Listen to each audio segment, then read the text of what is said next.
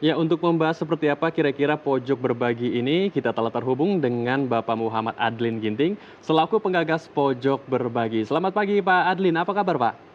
Selamat pagi Mas, alhamdulillah baik, baik alhamdulillah. Baik, ini kalau kita lihat Dika unik sekali konsepnya. Jadi Iya, siapa saja bisa berbagi dan siapa saja betul. juga bisa mengambil yang dibagikan oleh Ya, masyarakat setempat. Ini kalau boleh tahu ide awalnya terinspirasi dari program apa dan apakah ada sistem yang memonitoring Pak setiap hari atau setiap minggu pojok berbagi ini?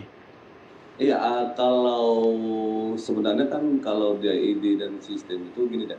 Artinya kita sebelumnya ada forum warga binaan Johor, yang dalam forum warga binaan itu ada namanya kita bilang program WAPS ya. WAPS itu warga peduli sekitar. Jadi kemudian di dalam forum warga binaan Johor tersebut kita selalu menampung ini saran-saran dari masyarakat, kira-kira apa yang bisa kita perbuat untuk kepentingan masyarakat banyak. Dan alhamdulillah pada saat itu ada saran ide dari masyarakat, ada dari Bu Pesli kemarin dia ngomong gimana kalau ini kita buat. Setelah kita pikirkan, kita rumuskan, ya akhirnya kita buat itu program karena menurut kita itu memang cocok. Baik, ini Ah, satu sistem yang luar biasa ya, Ya, bagaimana ah, anak-anak ah, bagaimana masyarakat bisa hmm, berbagi dan bahkan hmm, bisa, istilahnya dalam satu wadah sekaligus. betul. Sistemnya iya. seperti apa dan bagaimana mensosialisasikan sistem ini mungkin yang terbilang baru untuk masyarakat? Hmm, ah.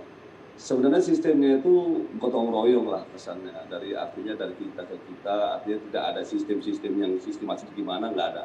Artinya kita berharap sebenarnya kita peduli sama kita lah. Jadi nggak ada sistem yang secara sistematis, ada pengawasan dan segala macam itu nggak ada. Jadi kita mau peduli sama sekitar kita, itu sudah paten, itu aja sistemnya. Itu sistem yang terbaik menurut saya. Baik. Kalau, sembakonya sendiri apakah ada Hmm, kriteria atau syarat tertentu, Pak, untuk berbagi minimal harus, bahan-bahan pokok seperti beras, telur, atau ada syarat tertentu hmm. kah, Pak, dalam berbagi ini?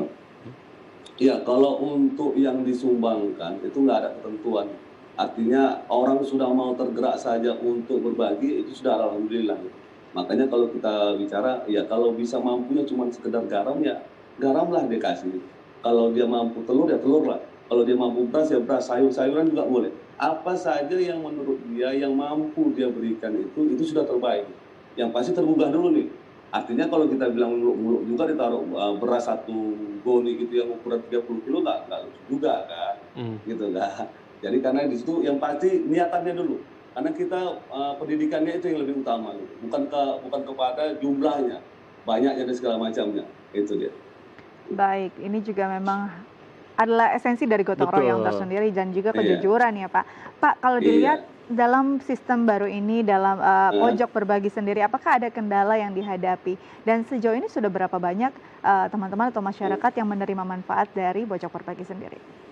Iya, kalau dibilang kendala insya Allah karena kita selalu yakin dan percaya kalau niatnya baik, caranya baik, insya Allah hasilnya baik. Jadi kalau kendala-kendala yang kita bilang berat itu nggak ada. Kayaknya nggak ada lah kita bilang kendala-kendala yang berat itu nggak ada. Dan kemudian juga kalau dirasakan manfaatnya, saya yakin dan percaya bahwasanya dengan kondisi sekarang ini, artinya sangat-sangat bermanfaat. Karena memang nggak bisa dipungkiri, segala lapisan kan merasakan bahwasanya ada permasalahan kita bilang lah di ekonomi, kata kita bilang yang selama dia mampu, sekarang sudah di PHK, tak bisa berbuat apa-apa kan gitu kan, tak punya penghasilan, ketika ada ini kan sedikit banyaknya membantu lah. Makanya kita selalu menekankan bahwa kita peduli dengan sekitar gitu. Artinya kita paham dengan sekitar gitu. Kita bisa membantu dengan sekitar gitu. Itulah dia harapan kita. Baik, kita membantu orang-orang yang ada di sekitar kita. Namun Pak Iya. Adlin, Iya. tentu kalau orang yang terdampak pandemi COVID-19 ini banyak sekali ya, dari ekonomi dan Iya. juga pekerjaan. Lalu yang bisa mendapatkan bantuan tersebut siapa saja? Apakah orang yang baru melihat, baru melintas di jalan tersebut boleh langsung mengambil bantuan tersebut? Atau ada syarat tertentu, minimal satu RW yang sama atau RW yang sama atau bagaimana Pak Adlin? Iya, kalau yang ngambil saya pikir untuk di awal ini siapa saja yang tahu bahwasanya ada program kita ini dan siapa saja yang melihat, yang mengetahui yang bisa ngambil ya silakan aja gitu. Tapi sebenarnya yang harapan kita kalau bisa memang ini di setiap tempat ada gitu. Harapan saya pribadi sebenarnya begitu juga dengan kawan-kawan kalau bisa di tiap gang lah.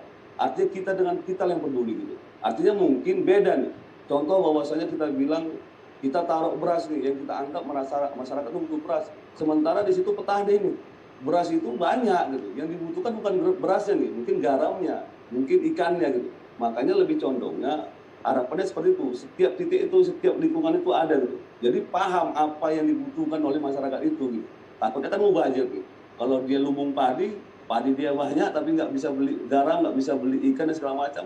Sia-sia juga kalau kita naruh beras gitu. Tapi untuk di awal saya pikir ya bolehlah gitu kan. Siapa saja mau ngambil segala macam bolehlah gitu. Baik, ini satu ya sinergi karena masyarakat harus Betul. saling melengkapi. Terakhir, mungkin Iya. singkat saja pesan yang ingin disampaikan untuk masyarakat luas mungkin bisa mengadopsi gerakan ini juga. Iya, kalau pesan artinya harapannya ya kita kembali tadi kita peduli dengan sekitar kita, dan kemudian juga harapannya juga saya kepingin tuh kalau bisa itu tadi lah, tiap-tiap lingkungan itu adalah kalau bisa tiap gang gitu.